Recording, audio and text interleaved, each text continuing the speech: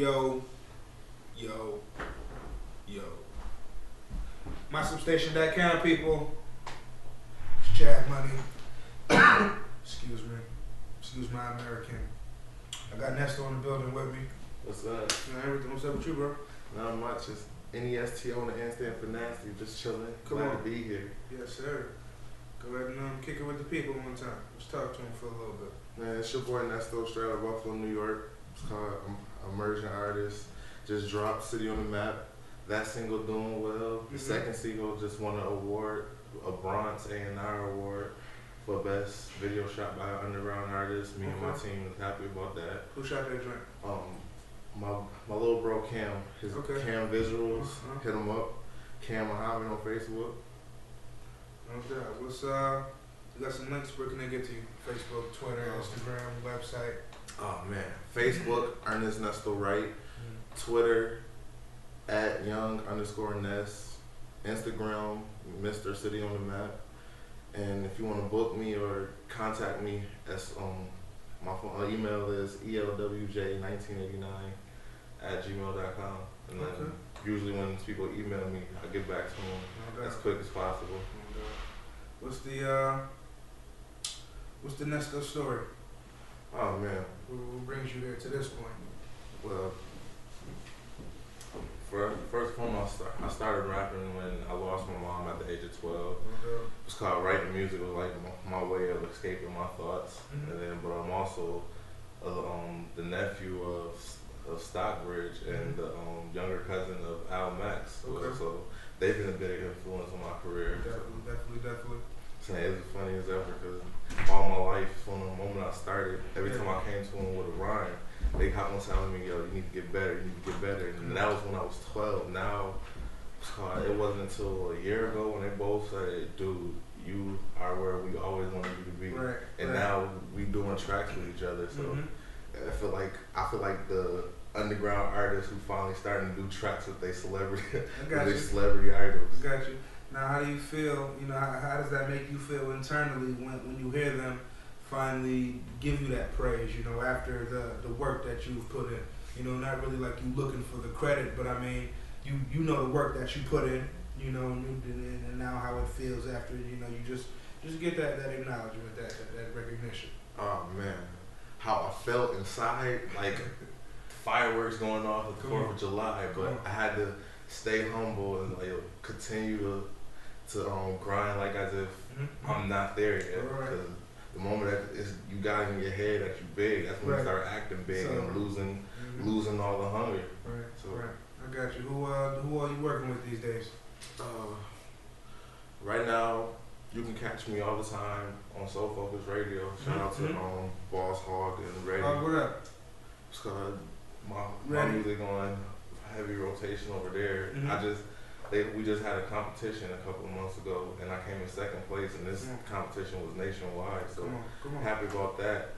And the next was called, I'll be in competition number 3 this summer, and hopefully I win it all the way. But artist-wise, like I said, I just did a track with the artist that I just discovered named Shayla Billups.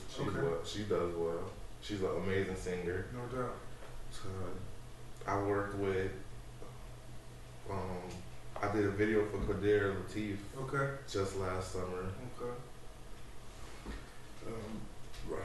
I worked with artists out in California, Jake and Jaden Cash, Di Lansky, a lot of artists. Now, what do you look for? You know, when you want to work with somebody, what are some of the things that stick out to you, or what are some of the things that you look for when you're scouting a potential artist to go ahead and work with? First and foremost, quality of the music that they bring, because a lot of music that you hear nowadays from local artists sound like they just did their music in the closet and then decided to put it out. Like when I hear that, I try to encourage artists as much. Like, dude, you need to go back and redo that song, and I'm saying this out of love. But a lot of artists think when you tell them what they don't want to hear, that you're putting them down. No, it's called constructive criticism, and if you don't know how to take that, you might as well get yourself out of this game. But yeah, first and foremost quality, then delivery, because like I don't want to be going hard and they just giving me bull crap, or me going hard on their songs to the point that people start thinking that it's my song instead of theirs. Right. I got you.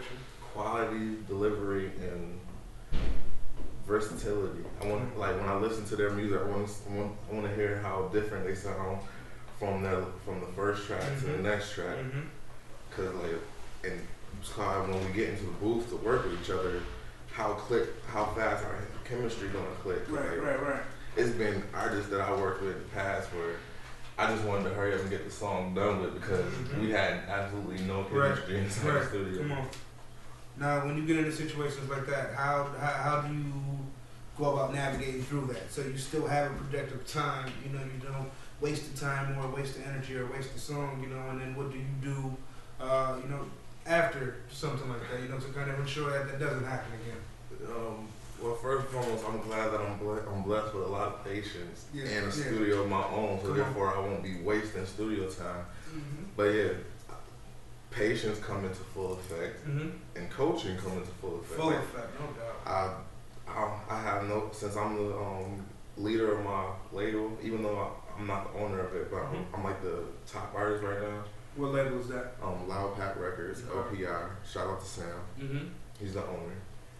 Sam, what up?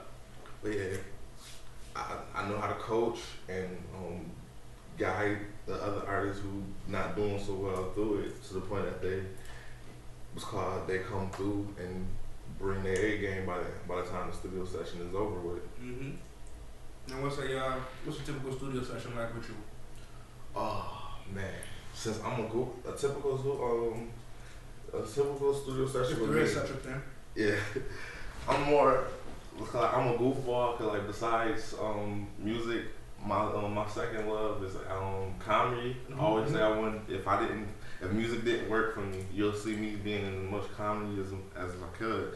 So like I'm usually telling jokes all through the studio sessions, and therefore like it's a fun environment. It's called you're never bored when you come into a Nesto studio session. What can people expect to get from you? People that have never heard your music before, they hear it for the first time. What would they be looking for, and what do you know they would walk away with after they've heard something from you? That's a really good question, because my versatility key point, and there's always a message no matter what kind of song I'm doing. Even if I'm doing a club song, it's still a message and it's still a story. I feel like storytelling was a big part of hip hop, and it's a part of hip hop I feel should never go away. So even if you're making a club joint, tell a story about what's going on in the club, because us as artists, we're supposed to take a full advantage of being called artists. If they give us a canvas, which is the track, we're supposed to paint a picture in their mind. So therefore, if they close their eyes and listen to the song, they visualizing everything that we're talking about.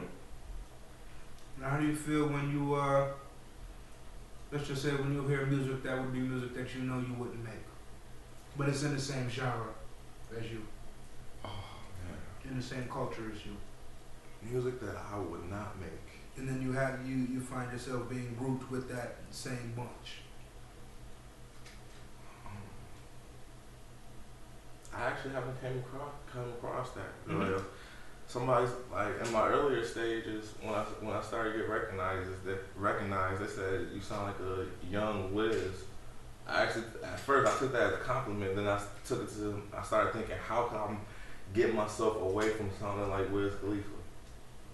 So and then I worked on that, and now they're like, yo, Nesto has his own sound. So you listen to Wiz Khalifa?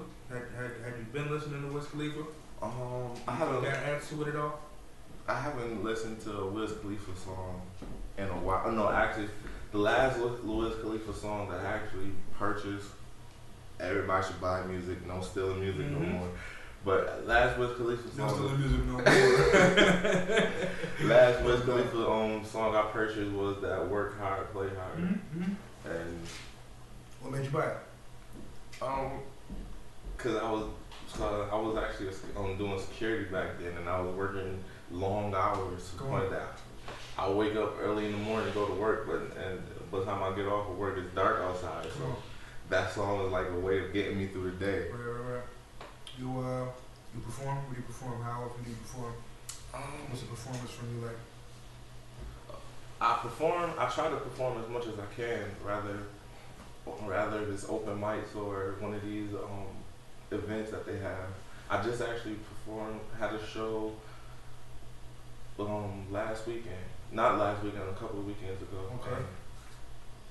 It was very successful because, like, honestly, it wasn't going well from the start. Yes. Because a lot of artists the other artists that was there to perform was showing up late. So they were like, "Yo, Nesto, you want to open up?" I said, it wasn't on the schedule for me to open, but sure, I'll take it.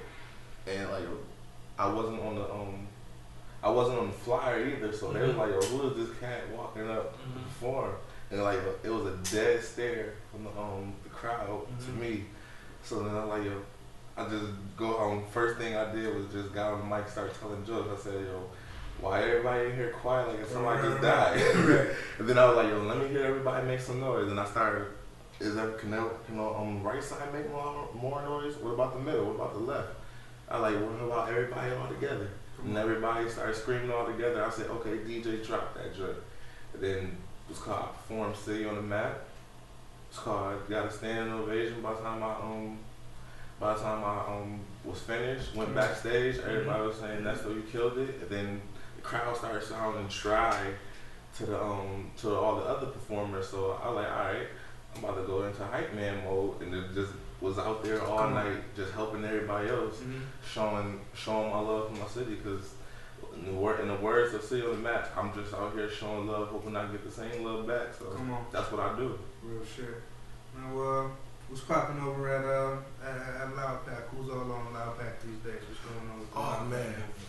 Loud Pack is Nesto, myself, my artist, Bay Paul. I'm dropping his single soon. It's called Count That. Then it's the Tower Boys, Brandon and Randon. Check on Free Brandon. And that's artist wise, and there's a whole bunch of people behind the scenes that does the work. We have our own graphic designer. We have our own guy that shoots the videos. That's the guy who's been shooting my videos. Right now, we're trying to put together a mixtape for everybody on the label to come together and make some tracks. And just so we can come together and sound like a group instead of just a bunch of individuals on the artist on the label, because that's what I've been feeling like lately. Like everybody, we should sound like a team. We should sound like a team, and when people hear the name Loud Pack, it shouldn't just be one or two artists. They should think of the whole team. Cause do you think that a lot of times, like labels and movements, they end up fading out or failing, because of that exact reason? People are looking for or expecting the unity, and it's always, I always see this person, or I always see these two people, or I never see everybody or hear everybody together. Do you think that happens a lot of times, and why movements end up eventually not being successful? Yeah, no, nowadays, yeah, but long time ago, it's called when you thought, like, for Rockefeller back in the day, when you heard the name Rockefeller, Jay-Z was the only name that came to mind. It's called, honestly, back in the day, I used to be a big Benny Siegel fan. So when I heard Rockefeller, I thought Benny. Right. So not shooting Jay down, because I'm a fan of Jay too, but like I don't know, something about Benny Siegel's music that always caught my attention. But I thought of the whole entire crew when I heard the name Rockefeller. So that same kind of method of that I want for Loud Pack. I don't want them to just Nesto the biggest star or Loud Pack. I want them to know Tower Boys, Bay Paul, and everybody else. Now, do you see yourself even being able to have a stable of artists, beneath you? Let's say like 3-4 artists, and be able to run a full situation of your own, if you were able to, have such a chance. Run the label, yes. I'm very business minded. I'm very smart about the business. I know a lot of things, and even all the things that I didn't know, I learned over the time from from the CEO of my record label, Sam. So a big shout out to Sam. Shout out to Sam. Because I actually talked to him lately about it. Like, what if I started a label under Loud Pack?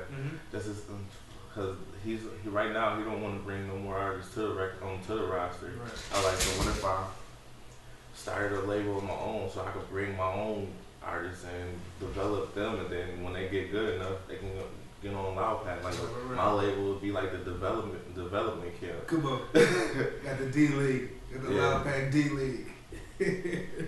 That's what's up, man. That's what's up. Now, anybody that you haven't worked with that you that you might be looking forward to work with, anybody out here that you're a fan of that you just haven't reached out to, or possibly hasn't reached out to you, anything like that. Who you feeling out here these days? Right now, I'm a big fan of Telly, and it's called me and Telly spoke on numerous occasions, and we haven't worked with each other, but we're familiar with each other's music. Telly, what up? And we already said that it's called we could see each other working with each other in the near future. He told me he gotta find a track that's my sound, and I gotta myself find a track that's his sound, and we can be on each other's next project. But yeah, Telly, Supreme, me and Supreme General, we've been friends for a while. I remember I met Supreme General on my first performance. It's called Performing by Myself. Come on.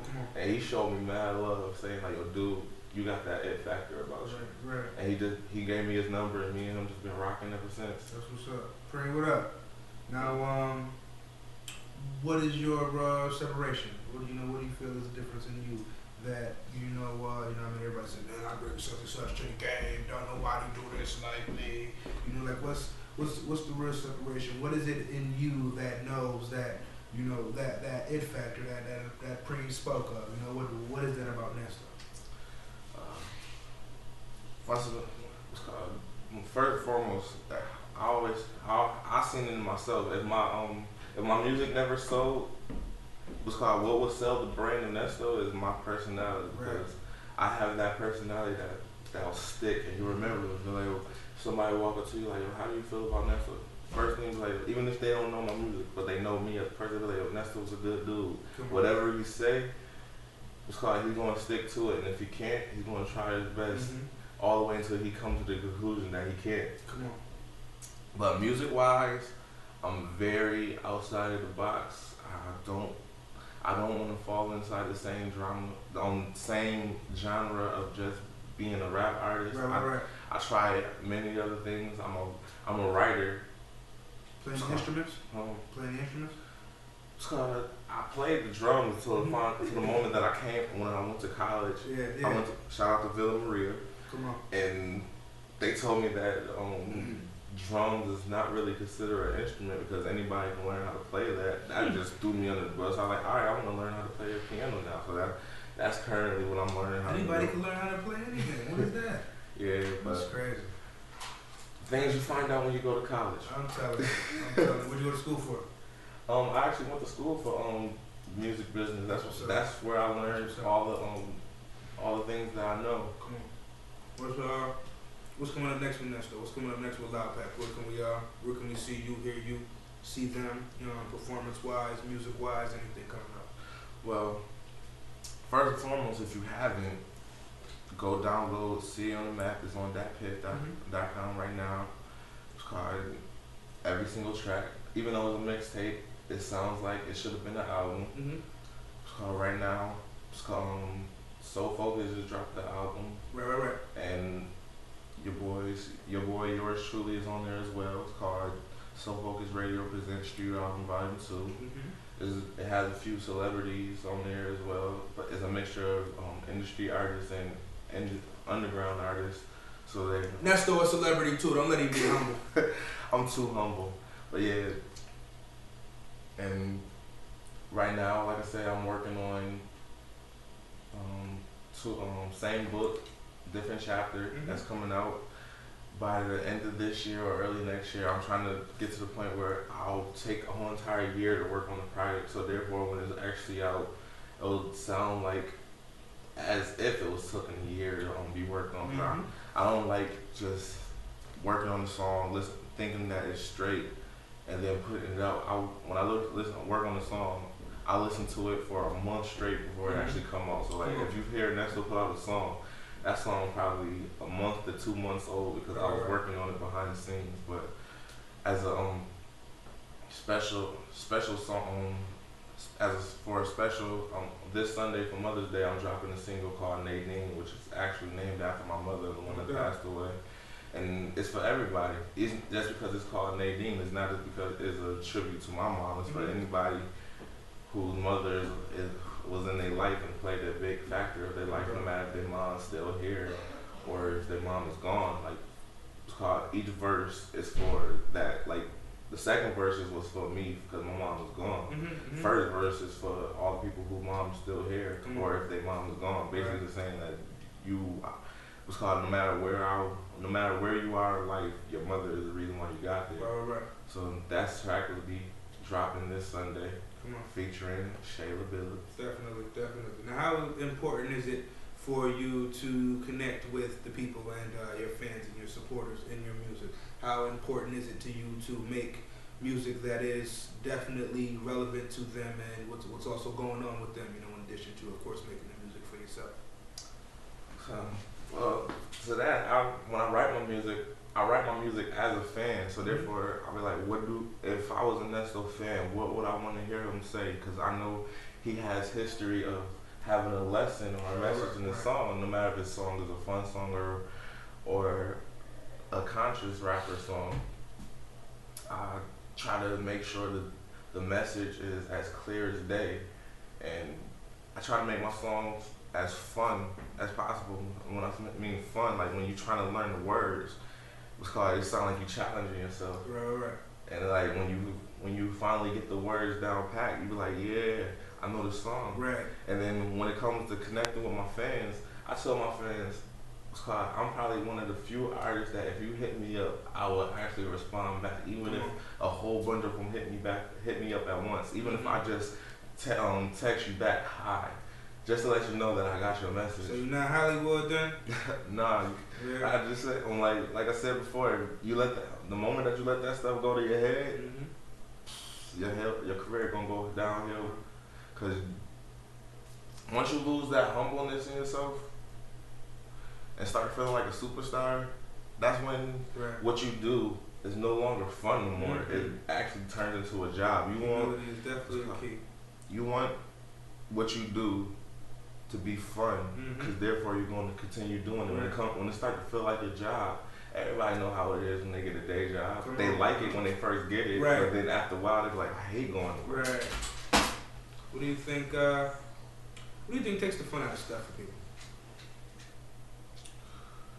Oh man, I don't know about anybody else, but if hypothetically speaking, what would ever take the fun out of music with me when it's just strictly business and it's called everybody that comes in front of me is just wanting, basically when it's all about money.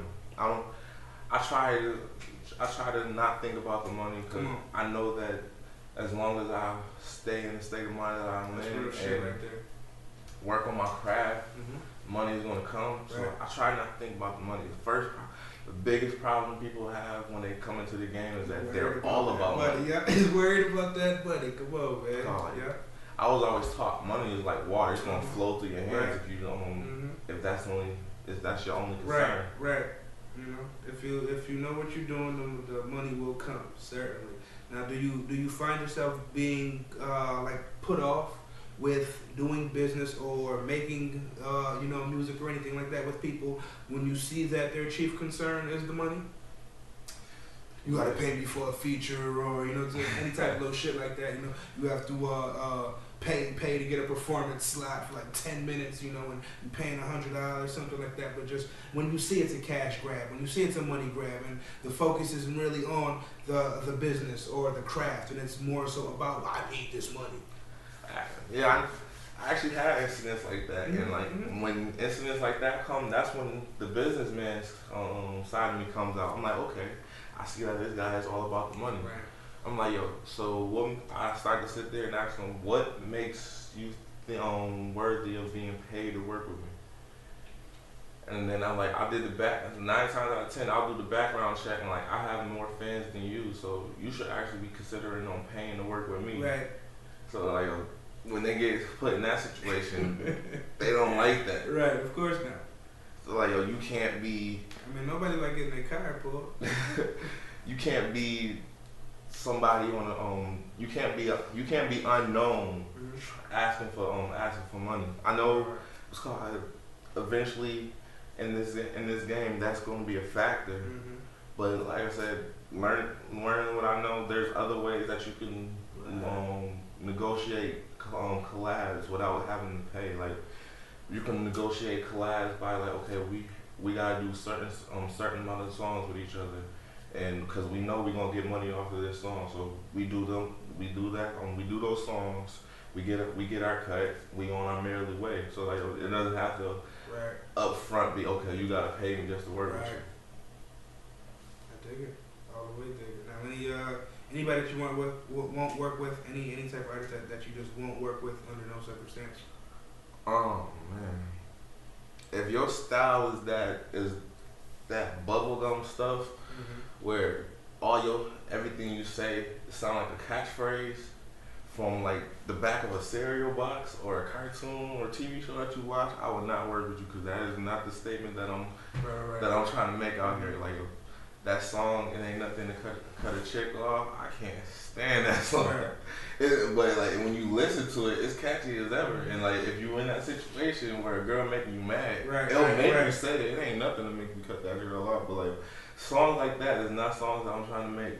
I'm trying to make classical music where 10 years from now you'll go back and listen to City on the Map or same book, different chapter. Timeless music. Yeah. I dig it. Now, what's going on with you outside of music? You in the films, you in the clothes, are you sneakerhead, you got a car collection, stamps, coins, you write children's books. Well, outside of music, like I said, I'm a big head on comedy. I tell as much jokes off the top of my head to the point dang, I should have wrote that joke down. One of my biggest dreams is to at least one time in my life do a stand-up comedy bid, and all my friends is telling me make that happen, even if it bombs. That a goal in your life you achieve. But I'm a big man on family. I have a son, a daughter, and soon to be, it's called 2 stepdaughters. So, you ever think about incorporating your comedy with the music? When you perform, do a routine, before or during or anything like that? That's actually what I started off doing. Okay. But then people only started to look for comedy music for me. Oh man, I'm more deeper and stronger than this. Cause my first hit song was this song called "I Don't Know What I'm Thinking," where it was a whole joke song from the moment that it started.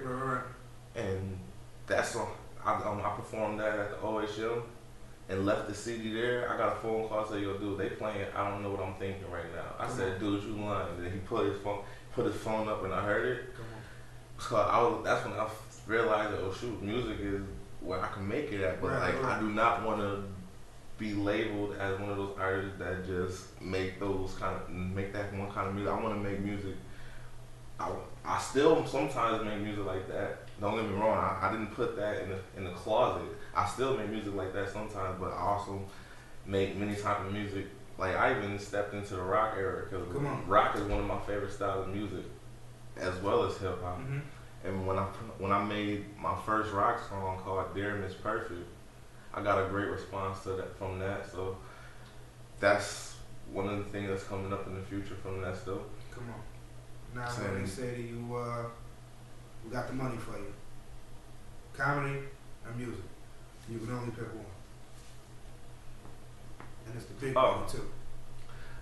Well, I'll go with my first love, which is music, because I know that later on down the road, when I get control of my own career, well, basically every contract that I sign, I make sure that I have most of the control of it. But when I get established in a career, I already know that I'm branch off into the comedy because it's called, even though like I said, music is my first love.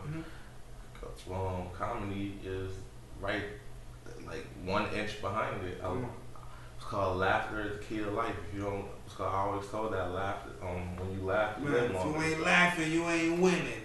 That's definitely the truth. Who do you like the most out here? You know, 716 musically. Who do you listen to? That's a non-loud pack. Non-loud pack. Whew. I just have to pick one. I mean, you free to go with your musical taste. When I want to hear some deep stuff, like so actually all the people that I really listen to from the 716 is I'm really close to. Like I try to branch out to them as much. Like Bentley is actually my younger cousin. But Black Abstract, that's my homeboy. His music is great. When I want to hear that, that's the music to make you think. Quadir. Definitely. When I want to wild out and have fun, Telly. And like I said, those are my boys right there. And even outside, before they became my boys, it's called their music drew me to them before I got a chance to meet them. Certainly. And of course, Stockbridge and Al Max, it's called Family. Their music been in my head. Their music been in my system and in my phones or whatever. Right. Source of music I was listening to back then. They've been in my music for years. Come on. What's the difference in Buffalo and opposed to other places that you've been or other places that you've seen? Just people wise and musically or creatively. What is it that separates Buffalo? Oh man, Buffalo has a great variety of music. It's called be very cultural. You can come here and listen to any style of music that you want to hear. Compared to if you go to the South, you only gonna hear that club bang and stuff, or you go to the West, you only gonna hear that gang bang and stuff. Like, not saying that none of that music is great because I have a lot of West Coast and down South music on my phone, but when you come here, it's just. You could it's like a fruit basket of music, and you could just pick your favorite kind of fruits all day. Right. Why do you think we get such a bad shake, such an unfair shake? Because people don't, they come here, or even if they don't come here, for whatever reason, people act like there isn't such a bevy of diverse talent, and there is, but at the end of the day, it's like, man, nobody cares. That's actually a big discussion amongst all the artists from here that I conversate with. It's called the reason why Buffalo have a bad rep is because other cities look at us like, yo, if they don't even support themselves, why should we support them? And then we make that stereotype true for when somebody from another city come into Buffalo, like, yo, who's your favorite local artist? Oh, we don't listen to local music. Right. So like our biggest downfall is that we don't have what's called foundation in our home, and we don't have stability here. And the moment that our own start supporting us, it's called other cities going to see, oh shoot, there is talent here, and we're going to start building on Buffalo as a major city to do entertainment at. Come on. Now, do you think we're far away from that point? We're on the stage, we're like baby stepping on the way there. Cause like more and more as I do shows or go out to events, I start to see more and more people there. So I know that we're on our way there. But yeah, you're right. It's gonna be a while before we get established as a major city. Definitely. Now, how do you think you would be able to lead that? If you would be the one that's the face of Buffalo music, how would you be able to wear that flag? From by supporting every artist from here that I feel is great, because I could easily separate people that just doing music like as if it's a fad, right. People who really got love for it, right. People that really got love for it. It shows when you listen to their music, sure. Show support to the greats of the locals, then another thing is represent. When you go somewhere else to do music, you still represent your city. So still bring great presence when you somewhere else. Definitely did that. I definitely did that. What's the best thing you've heard somebody say about Nesto? Best thing that I heard somebody say about me is they see the superstar in me.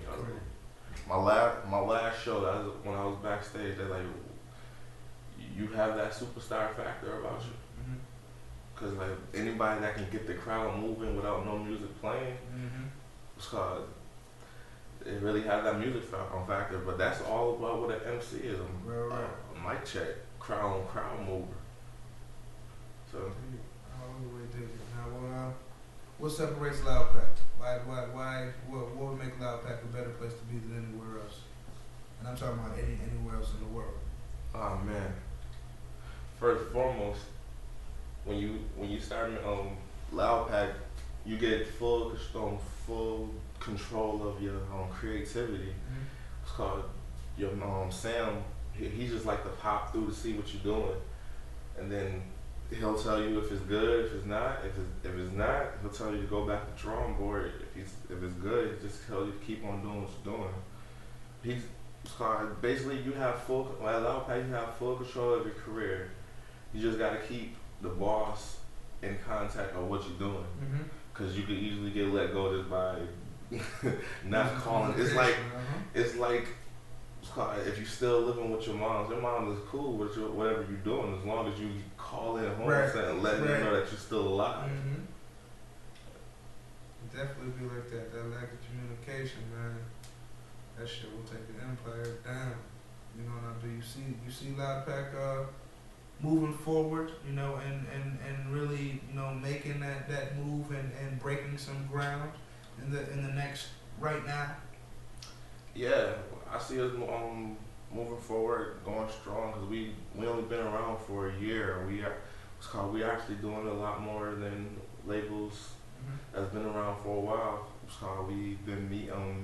We've been meeting with a lot of companies that sponsor us, and a lot of companies like what they see and willing to invest. So I can see Loud Pack being a big factor in the 716 in the next couple of years. Cause like we made a name for ourselves in 1 year. If we could do that in 1 year, because we already know that the building process takes 5, so we still got 4 more years before we well established. Already know that the building process takes 5. That's real shit. How often do you guys get together and meet up and, you know, just plan out what you guys are going to do, even, you know, just as a business, you know, and as a family? The artist wise, we get together all the time, but like as the whole label and business wise, we meet up like mostly once or twice a month at a certain location. Everybody said, actually we meet up at Kanisha's. We rent out a room. It's called Make Us Look Business at like a business. It'll be a long desk. The owner sit at the end of the table and ask, okay, go down the line. Okay, what are you doing? What are you doing? Okay, that's what y'all doing. This is what we got. This is what I got for as a whole for us. And right now, we by this summer, like I said, we trying to drop the Loud Pack mixtape with everybody on it, and trying to right now we, as well as a whole, as business whole, we're trying to impress this one company that's willing to invest in us, and with that one investment, everybody on the label gonna get their share, and the rest of it is gonna go towards the business. Cause you always gotta, it's called to keep the business running. You always gotta put money inside the bank for a rainy day. Come on, talk that shit. I like that. At the end of the day, what is Nesto looking for? What is Nesto looking to give to the people? And what is Nesto looking to receive, you know, as the fruits from his hard work?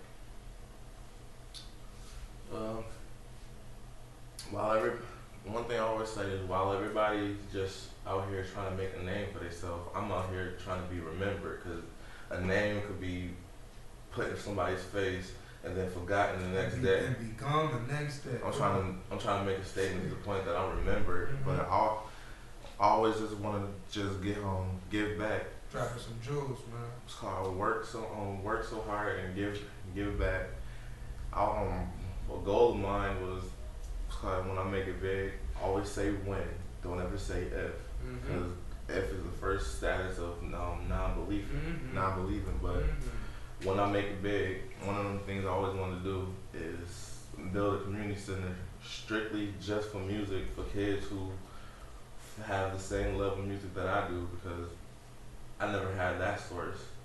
So when I was growing up, I had to learn music on my own. So why instead of these gifted kids that's out there having them learn music on their own, give them a foundation where they can go, rather after school, and during the summer, all through the day. Like, therefore they out of trouble and doing what they love. Now, like you were just saying with the if and when, how different do you see it to be to try and handle business with people who don't speak the same language as you, or don't speak the same level of confidence or the level of no, that you have? Because like you said, a lot of people they deal in ifs, and in I guess almost like a scared mindset, and like you said, you don't say if, you say when, because even if it's not in front of you, you know that it's coming. How often do you see that being an issue with people, and how, I guess, not so much how hard is it, but how do you get past the challenge of working with people who don't share that same level of confidence, be it in themselves or you? When people work with me, my hunger and drive for this actually get embedded into them. So they, if they were people that said ifs, they eventually started turning out to wins, because I was all like, even though like my real mom, Nadine, she passed when I was young, I was blessed to have a stepmom that I don't even say stepmom, that's my mom now, but when she came into my life, she always embedded in me that your tongue is the devil's greatest weapon. It's called, you speak negative things will happen. So you speak against it, have a strong mind state, and watch everything that you want to happen. And watch everything that you want to happen. We talking about language, bro. And that's been happening ever since. Like I always said, I'm gonna be a great artist. That's what I became. So I always said that I'm gonna get my music where I want it to be. That's where even though I know that it's there, I still tell myself, you gonna get better, right? Because I don't want to get comfortable in one spot. Feel like that. Now, how often do you see comfort and complacency being the downfall of people who are right at the cups, and then boom, it's just you have no choice but to go backwards? And have you ever been at that point? And you're like, no, I can't get comfortable, and I gotta move forward. Me, I haven't got there yet, because I always want to strive. Right. I always want to strive for better. But a big example of somebody who got comfortable, and as much as I love this guy, is Kanye. Kanye, when he got comfortable, that's when he started getting big headed and became this weird person that we know now. And I'm still a big fan of his music, but I'm more of a fan of his old stuff than what he putting out now, because I just feel like he just stepped in front of a microphone and just say anything, and then walks away saying, "Yo, I bet you it's gonna be a hit." What do you think leads to people having fears and doubts? First and foremost, not enough confidence in themselves. Because even an inch of confidence will make you say, I don't know. Man. Right when you get that, I don't know, in your mind state, you start to doubt yourself little by little, to the point that when that time comes where you got to put up or shut up, you actually shut up instead of put up. So, self-doubt and not enough confidence is the first and foremost. And not enough practice. Right. An NBA player not enough fucking practice. An NBA player wouldn't be in the NBA if he didn't go inside the gym and practice every single day. Yes, sir. I dig it. I the other way dig it. Now, this stuff that you put to use every day within yourself, and do you see that, you know, because you feel and act this way with yourself or about yourself, that it helps your career? Yes. Because one thing I tell my artists right nowadays is no longer think of yourself as a rapper, no longer think of yourself as a singer, think of yourself as a brand. A brand that's going to eventually turn into a household name. Mm-hmm. Think of Coca-Cola, think of Nike. Those are common household names, Mm-hmm. names that sell themselves. Mm-hmm. It's called you want to be to the level where all the fans gotta hear is that you putting out a new album. Come on. And you know that joint is gonna sell because they know your track record and they know your history, and you have history of doing great things with your music, and therefore the status that you put in something out is gonna sell that record, besides the footwork that you're gonna have to put in after that record drops. Yes, sir. Yes, sir. What did we miss? What didn't we touch on about Nesto that we want the people to know? Oh man. No, we hit every ball. I think everything that we did was a home run. But once again, shameless plug. City on the Map is out right now on DapHip.com. Yes, sir. Soul Focus Radio presents Street Album Volume 2 out right now. You can get it at any website that provided downloads. It's called This Sunday, Mother's Day. On my next single, Nadine, featuring Shayla Billups, will be dropping. And expect same book, different chapter by the end of this year or in early next year. You got something for us? You got something you want to bless the mic with, bless the camera with one time? Okay. It's the image, your personal view of life. Sick with mothers with sons, living a fatherless life. Because the streets in the corner is all they know. I'd rather die for the fam than die for the dough. You see, all the rappers today, they talking about blasting AKs, but they scared of a bullet come their way. I see the world with my two eyes. Two flies, two pies, they run around with two guys, acting like a bundle of sticks. I'm like, 2 eyes, no, that's kind of like 4. You know me, Mr. Bang Bang, shooter gang, holes on the floor. Chad Money, you ain't rapping no more. I'm like, pause, and we don't stop till we leave them wrapped in the gauze and not floss. I don't floss, let's be talking about that dental fam. T.I. guy, yeah, you know we in it, fam. About to go on the road, chilling in the rental, man. Best in the game, you lame, it's just a little fam. Sheesh. SponsorStation.com, people. Chad Money. I got the homie Nesto with me. We out of here. Nesto and the N stand for nasty.